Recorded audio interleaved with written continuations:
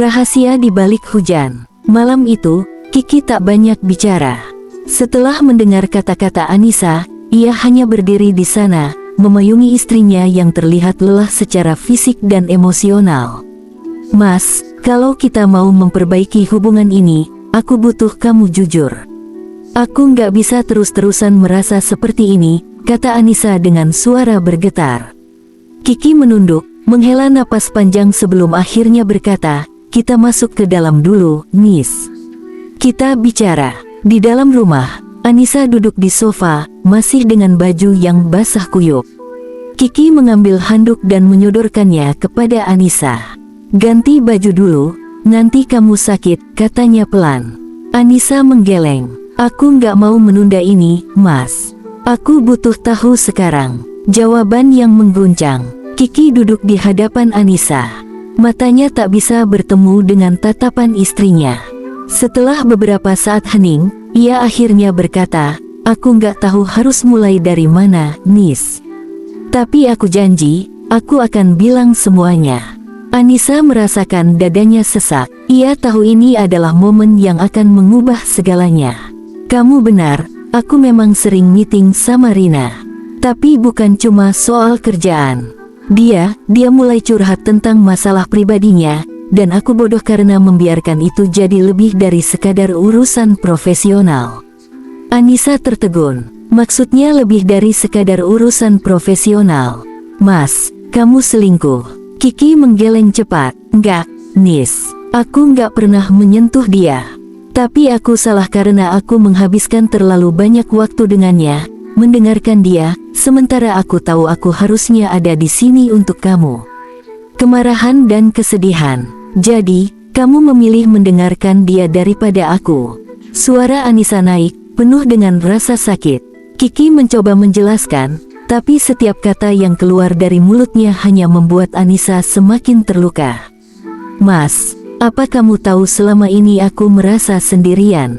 Aku berusaha memperbaiki hubungan kita, tapi ternyata kamu malah dekat dengan orang lain." Kiki menunduk, tak mampu menjawab. Ia tahu Anissa benar. Anissa berdiri, mencoba menenangkan dirinya. "Aku butuh waktu, Mas. Aku nggak tahu apakah aku bisa terus seperti ini." Perjalanan mencari diri. Hari-hari berikutnya terasa berat bagi Anissa.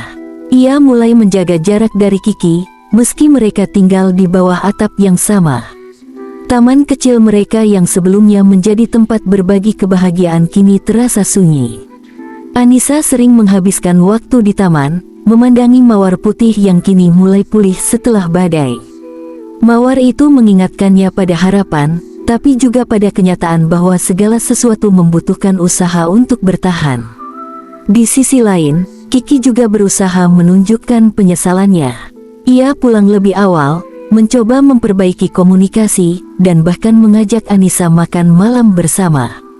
Namun, hati Anissa belum siap. Surat yang mengungkap segalanya. Suatu sore, ketika Anissa sedang menyiram bunga, Maya datang berkunjung. Ia membawa sebuah amplop dengan wajah serius. "Miss, aku nggak tahu apakah ini akan membantu atau malah bikin semuanya lebih rumit. Tapi aku pikir kamu harus tahu," kata Maya sambil menyerahkan amplop itu. Anissa membuka amplop tersebut. Di dalamnya terdapat beberapa foto Kiki dan Rina di kafe yang sama. Mereka terlihat berbicara serius, bahkan tertawa bersama. Hati Anissa kembali terluka. Meski foto-foto itu tak menunjukkan sesuatu yang benar-benar mencurigakan, ia merasa pengkhianatan emosional ini sama menyakitkannya. "Mei, aku nggak tahu harus bagaimana lagi. Aku udah capek mencoba," kata Anissa sambil menahan tangis. Pertemuan tak terduga. Beberapa hari kemudian, Anissa memutuskan untuk menghadapi Rina secara langsung. Ia mengunjungi kantor Kiki dengan alasan mengantar makan siang, tetapi sebenarnya ia ingin mencari tahu lebih banyak. Saat ia tiba, ia melihat Rina di lobi, berbicara dengan beberapa rekan kerja Kiki. Anissa mendekat dengan hati yang berdebar. "Rina, aku Anissa, istrinya Kiki," katanya dengan suara yang terdengar lebih tegas dari yang ia rasakan. Rina tampak terkejut. "Oh, hai. Aku pernah dengar tentang kamu dari Kiki. Ada apa? Ya, Anissa menatap Rina langsung di matanya. Aku cuma mau tahu, apa yang sebenarnya terjadi antara kamu dan suami aku. Langkah di tengah kabut, Rina tampak gugup sejenak, tetapi ia dengan cepat memasang senyum tenang. Aku paham kenapa kamu datang, Anissa. Aku bisa jelasin semuanya, katanya dengan nada yang terdengar tulus. Anissa, meskipun hatinya berdebar keras, tetap menatap Rina tanpa berkedip. Aku hanya ingin tahu kebenarannya. Kalau ada sesuatu yang aku harus tahu, lebih baik aku dengar langsung dari kamu. Rina menghela napas panjang, lalu mengajak Anissa duduk di salah satu bangku taman di depan kantor. Oke, aku akan jujur. Pengakuan dari Rina. Aku dan Kiki memang sering ketemu, tapi itu semua dimulai karena kerjaan. Dia klien yang sangat mendukung proyek aku, dan aku rasa dia juga nyaman ngobrol dengan aku, kata Rina, suaranya terdengar pelan namun jelas. Anissa tetap diam, membiarkan Rina melanjutkan. Aku nggak akan bohong. Ada saat-saat aku merasa Kiki lebih dari sekadar rekan kerja. Dia perhatian, baik, dan aku mulai mengandalkan dia. Tapi aku tahu ini salah. Aku tahu dia punya kamu, lanjutnya sambil menatap Anissa dengan wajah bersalah. Rina terdiam sejenak, lalu berkata, tapi aku bisa pastikan, aku nggak pernah mengambil langkah lebih jauh. Aku menghormati dia, dan aku tahu dia mencintai kamu. Benturan emosi. Kata-kata Rina membuat hati Anissa bercampur aduk. Ada kelegaan karena tak ada bukti perselingkuhan fisik, tetapi ada luka mendalam karena mengetahui Kiki berbagi kedekatan emosional dengan orang lain. Kenapa kamu nggak mundur kalau kamu tahu dia sudah menikah? Tanya Anissa dengan nada tajam, air matanya mulai mengalir. Rina menggeleng pelan. Aku sudah mencoba, Anissa. Aku bahkan pernah bilang ke Kiki kalau aku nggak mau jadi alasan hubungan kalian rusak.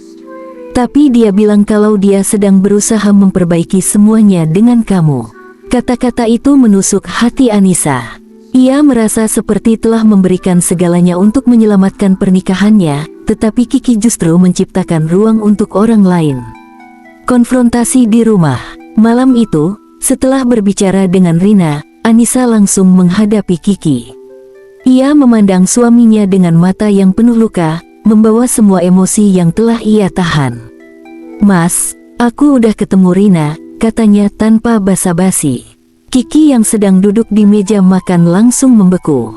Apa yang dia bilang? Dia bilang semuanya, tentang kalian, tentang bagaimana dia merasa mulai nyaman sama Mas, tapi dia juga tahu itu salah, kata Anissa dengan nada dingin. Dan yang bikin aku lebih sakit, Mas tetap memilih mendekatinya meskipun tahu aku di sini berusaha mati-matian buat kita. Kiki menunduk, tak berani menatap Anissa. Nis, aku minta maaf. Aku nggak pernah bermaksud menyakiti kamu. Aku tahu aku salah karena nggak menjaga batas. Aku bodoh, Mas. Aku nggak butuh permintaan maaf. Aku butuh kepastian. Kalau Mas nggak bisa jaga hati ini, lebih baik kita berhenti di sini, kata Anissa, suaranya mulai pecah.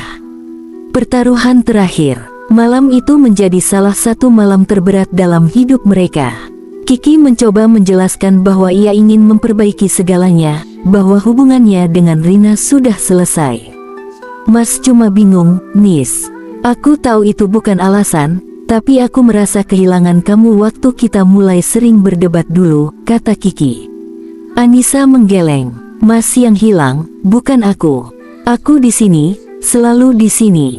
Mas yang pergi, Mas cuma bingung, Nis. Aku tahu itu bukan alasan, tapi aku merasa kehilangan kamu waktu kita mulai sering berdebat dulu, kata Kiki. Anissa menggeleng. Mas yang hilang, bukan aku. Aku di sini, selalu di sini. Mas yang pergi, meski badan Mas ada di rumah. Setelah percakapan panjang dan emosional, mereka memutuskan untuk memberi waktu pada diri mereka masing-masing. Kiki berjanji akan benar-benar memutus kontak dengan Rina, dan Anissa membutuhkan ruang untuk memulihkan dirinya sendiri. Renungan di taman. Hari-hari berikutnya, Anissa sering duduk di taman, memandangi mawar putih yang kini mulai bermekaran lagi. Mawar itu, meski pernah tumbang diterpa badai, kini berdiri lebih kokoh dari sebelumnya. Ia bertanya pada dirinya sendiri, apakah ia juga bisa seperti mawar itu? Apakah ia bisa bangkit, menerima rasa sakit, dan melanjutkan hidup? Sementara itu, Kiki berusaha membuktikan ucapannya. Ia mulai benar-benar terlibat dalam kehidupan Anissa, membantu di taman, memasak bersama, dan mengurangi pekerjaan kantor yang biasa menyita waktunya. Harapan baru atau akhir yang pasti. Suatu pagi, saat Kiki sedang membantu Anissa menanam bunga baru di taman, ia berkata, "Nis, aku tahu aku udah bikin kamu kehilangan kepercayaan sama aku. Tapi aku mau kamu tahu, aku gak akan pernah berhenti berusaha. Aku cuma mau kita kembali seperti dulu." Anissa memandang Kiki, mencoba mencari kejujuran di matanya. "Mas, ini gak akan mudah. Kalau Mas benar-benar mau, Mas harus siap menghadapi semuanya. Aku juga butuh waktu." Kiki mengangguk. "Aku siap, Nis. Aku gak akan menyerah." Anissa tersenyum tipis, meski hatinya masih penuh dengan keraguan. Ia tahu perjalanan mereka masih panjang, tetapi mungkin, hanya mungkin, mereka masih memiliki peluang untuk kembali. Badai di balik tenang. Hari-hari berlalu, hubungan antara Anissa dan Kiki terlihat mulai membaik. Kiki menunjukkan perubahan nyata, ia sering pulang lebih awal, lebih perhatian, dan benar-benar berusaha memperbaiki segalanya. Anissa menghargai upaya itu, meski hatinya belum sepenuhnya tenang. Namun, ketenangan itu seperti badai yang tengah menunggu saatnya datang. Pesan yang tak terduga. Sore itu, saat Anissa sedang memotong daun kering di taman, ponsel Kiki yang tertinggal di meja ruang tamu bergetar. Sebuah pesan masuk, dan tanpa sengaja Anissa melihatnya dari jauh. Pesan itu berasal dari nomor tanpa nama.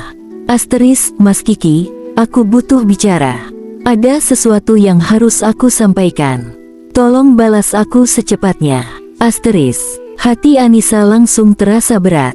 Ia mencoba meyakinkan dirinya bahwa ini bukan sesuatu yang mencurigakan, tetapi bayangan Rina langsung muncul di benaknya. Ketika Kiki pulang, Anissa memutuskan untuk langsung menanyakannya. "Mas, ada pesan masuk di ponsel kamu tadi," kata Anissa sambil menatap suaminya lekat-lekat. "Dari nomor yang gak ada namanya." "Siapa itu?" Kiki terlihat terkejut sejenak, lalu mencoba tersenyum. "Oh, itu mungkin salah satu klien, Nis. Aku cek nanti, ya." Namun, Anissa menangkap keraguan di wajahnya, sesuatu yang membuat hatinya kembali terasa tidak nyaman. Bayangan lama yang muncul kembali. Malam itu, saat Kiki sudah tertidur, Anissa duduk di sofa dengan pikirannya yang kalut. Ia merasa dirinya seperti mawar di taman, indah di luar, tapi rapuh di dalam. Rasa ingin tahunya semakin besar.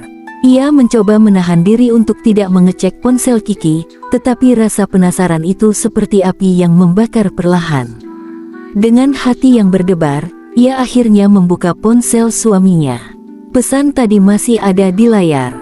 Selain itu, ia menemukan beberapa pesan lama dari nomor yang sama.